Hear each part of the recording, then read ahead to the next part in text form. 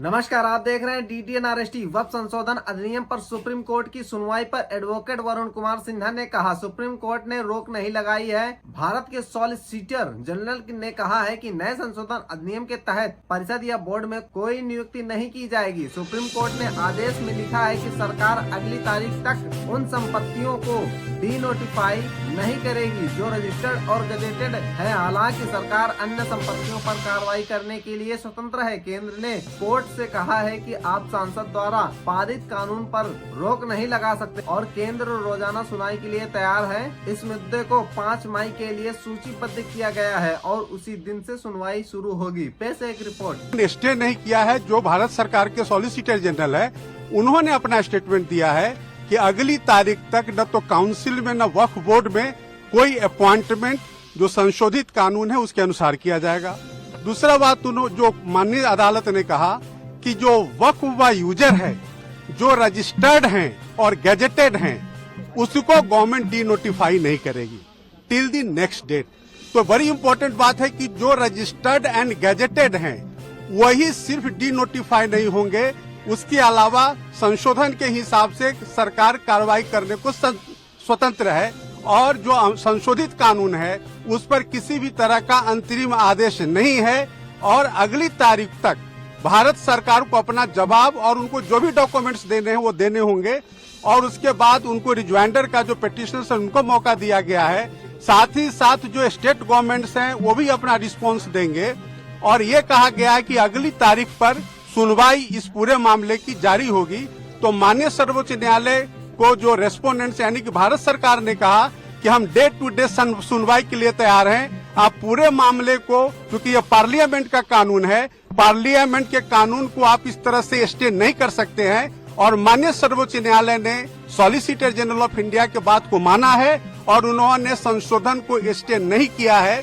सिर्फ उन्होंने उनके 2 पॉइंट पे सॉलिसिटर जनरल के बात को रिकॉर्ड पे लेकर के और अगली तारीख 5 मई मुकर्रर कर दिया है और 5 मई से इस मामले की सुनवाई शुरू हो जाएगी। सर, यथास्थिति की बात कहेगी, यथास्थिति को कैसे लिया जाए? नहीं, यथास्थिति मैंने आपको बताया कि 2 मुद्दों पर कि जो काउंसिल में और बोर्ड में अपॉइंटमेंट का जो मामला है वो अगली तारीख तक जो स्टेटमेंट सॉलिसिटर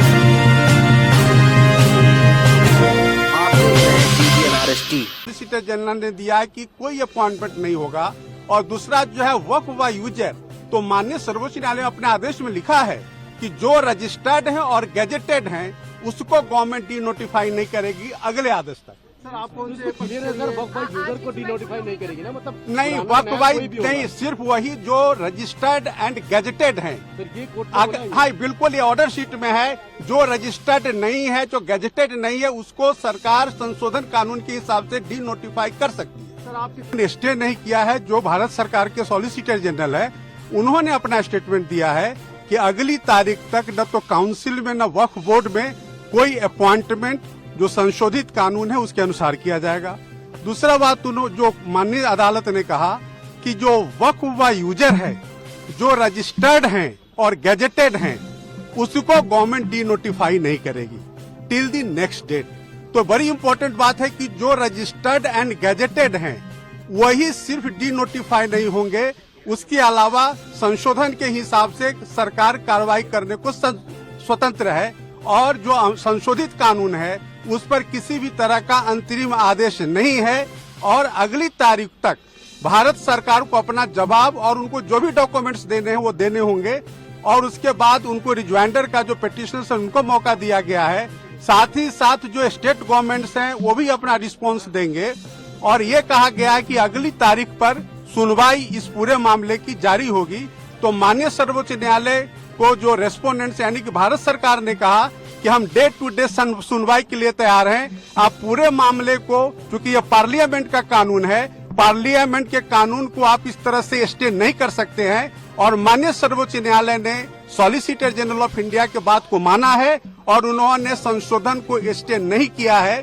सिर्फ उन्होंने उनके 2 पॉइंट पे सॉलिसिटर जनरल के बात को रिकॉर्ड पे लेकर के और अगली तारीख 5 मई मुकर्रर कर दिया है और 5 मई से इस मामले की सुनवाई शुरू हो जाएगी। सर, यथास्थिति की बात कहेगी, यथास्थिति को कैसे लिया जाए? नहीं, यथास्थिति मैंने आपको बताया कि 2 मुद्दों पर कि जो काउंसिल में और बोर्ड में अपॉइंटमेंट का जो मामला है वो अगली तारीख तक जो स्टेटमेंट सॉलिसिटर जनरल ने दिया है कि कोई अपॉइंटमेंट नहीं होगा। और दूसरा जो है वक्फ व यूजर, तो माननीय सर्वोच्च न्यायालय ने अपने आदेश में लिखा है कि जो रजिस्टर्ड है और गैजेटेड हैं उसको गवर्नमेंट डी नोटिफाई नहीं करेगी अगले आदेश तक। क्लियर है सर, वक्फ बोर्ड यूजर को डी नोटिफाई नहीं करेगी ना, मतलब नहीं, पुराना वक्फ नया भाई कोई भी नहीं, होगा। सिर्फ वही जो रजिस्टर्ड एंड गैजेटेड हैं। हाँ बिल्कुल, ये ऑर्डर शीट में है। जो रजिस्टर्ड नहीं है, जो गैजेटेड नहीं है, उसको सरकार संशोधन कानून के हिसाब से डी नोटिफाई कर सकती है।